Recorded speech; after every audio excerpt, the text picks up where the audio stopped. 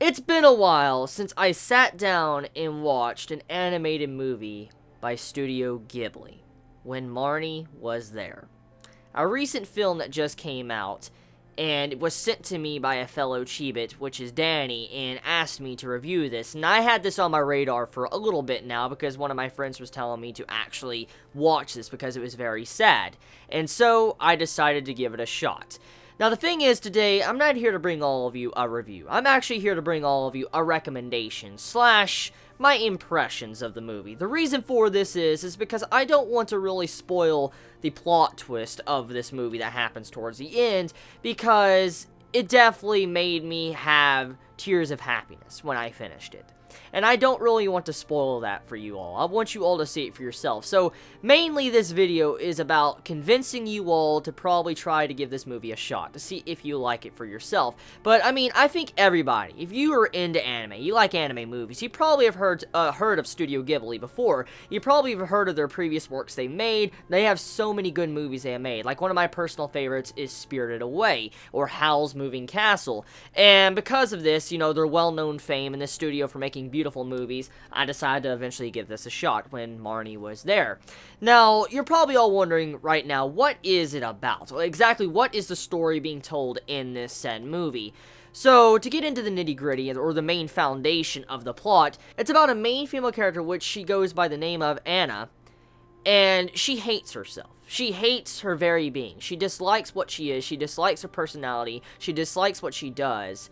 And she also resents her grandmother and her parents for leaving her behind in a foster home. She feels like she wasn't wanted, which begins the main struggle of the plot, or the main female character, what she has to go through throughout this entire movie. And because of this, she's out of the circle. She is not in the normal circle where people make friends or people can talk and communicate. She's the outcast. That's the best way to interpret Anna's situation in this movie. And because she lacks the social skills to probably communicate with anyone and be able to make friends, it eventually leads her to having to go to the country because she has an asthma attack, and with all the stress of not being able to fit in or anything and also hating herself, she moves to the country for just a little while before she can have a breath of fresh air.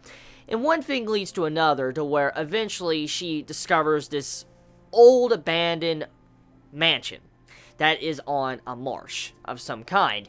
And when she eventually goes to this mansion, she's fascinated about it. And she actually says in the movie, it's like this place is familiar. It's like I have seen it before. And because of this, this is where the main plot actually begins. She meets a girl which goes by the name of Marnie, the other titled girl, the blonde-haired girl on the cover of the movie. And because of meeting this girl, she goes for the story of coming of age and also learning to have acceptance, and also learning how many people around her love her.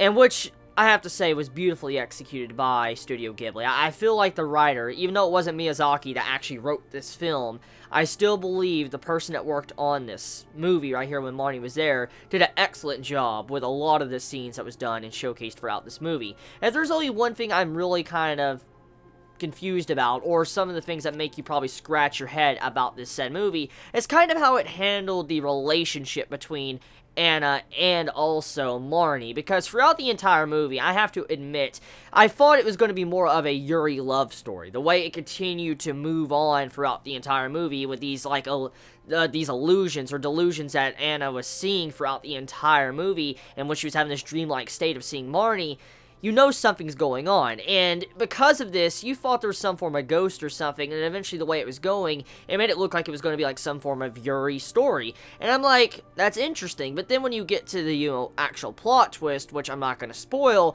it makes you scratch your head like, did the director and the person that wrote this and all that, did they actually realize the way they animated some of these scenes that looked very, very, very romantic?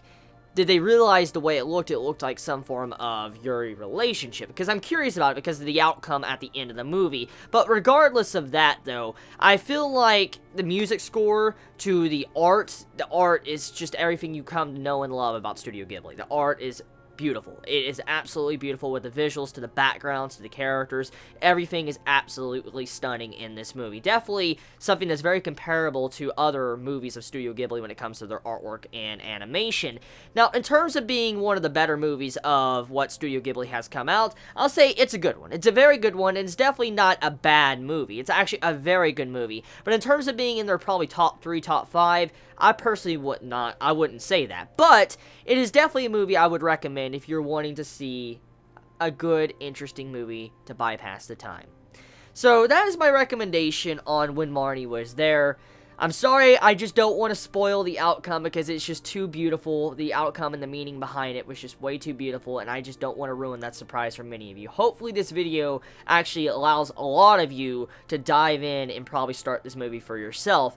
Now, to say this though, my overall thoughts, it was an excellent movie, and I would definitely watch it again if I knew everything I knew now. It's definitely a good movie, and I look forward to seeing if Studio Ghibli comes out with any more works and stuff. I definitely will watch it, and you know, it was definitely something I'm glad I sat down and watched. I'm glad it was recommended to me. Thank you, Chibits, for all the Chibits that recommended When Marnie Was There. Thank you, my friend, that also decided to recommend this to me as well for the past couple days. So I thank you all. You all have a wonderful day or night wherever you live. Please be safe. Chibi out.